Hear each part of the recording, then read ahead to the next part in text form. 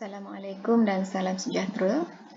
Kembali lagi hari ini dalam kelas Bahasa Melayu bersama Cikgu Nuriha. Tajuk kita hari ini ialah kata praklausa. Kata praklausa terdiri daripada kata seru, kata tanya, kata perintah, kata pembenar dan kata pangkal ayat. Kata seru ialah bentuk kata yang berfungsi untuk menyatakan atau melahirkan pelbagai perasaan dan digunakan dalam ayat seruan. Contoh kata seru ialah wah, amboi, cis. Kata tanya ialah perkataan yang digunakan untuk menanyakan sesuatu atau menyoalkan sesuatu. Lazimnya, apabila kata tanya dikedepankan dalam ayat, hendaklah disertai partikel kah. Contoh kata tanya ialah mengapa, apa, di mana. Seterusnya, kata pembenar. Kata pembenar ialah perkataan yang mengesahkan sesuatu pernyataan. Contoh kata pembenar ialah betul, benar dan sungguh. Kata perintah.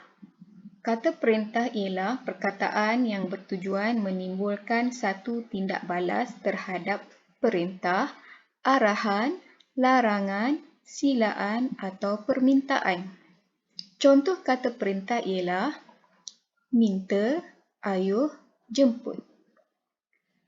Akhir sekali ialah kata pangkal ayat. Kata pangkal ayat ialah perkataan yang hadir di bahagian hadapan ayat yang menjadi kesinambungan ayat dalam wacana.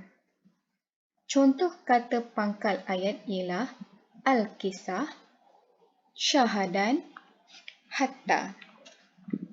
Al-kisah memberi maksud ceritanya begini. Syahadan memberi maksud setelah itu. Hatta memberi maksud maka. Penggunaan dalam ayat. Kata seru. Contoh ayat ialah aduh, pedihnya mataku dimasuki habuk. Sila perhatikan dalam ayat ini perkataan aduh ialah kata seru dan pada hujung ayat diletakkan tanda seru.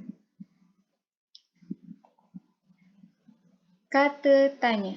Contoh ayat ialah apakah yang sedang kamu lakukan, Mira? Tanya Cikgu Arman. Perkataan apakah ialah kata tanya dan diletakkan tanda soal. Contoh seterusnya ialah kata perintah. Jemputlah makan cempedak goreng yang masih panas ini. Perkataan jemputlah ini ialah kata perintah. Seterusnya, kata pangkal ayat. Contoh ayat ialah syahadan, sesudah menjadi kaya, si miskin itu malu untuk mengaku si sulung yang cacat itu abangnya. Perkataan syahadan ialah kata pangkal ayat. Akhir sekali ialah kata pembenar. Contoh ayat ialah benar kata kamu itu, bersenam menjadikan badan kita sihat. Semoga dengan penerangan ini dapat membantu murid memahami kata praklausa dalam ayat.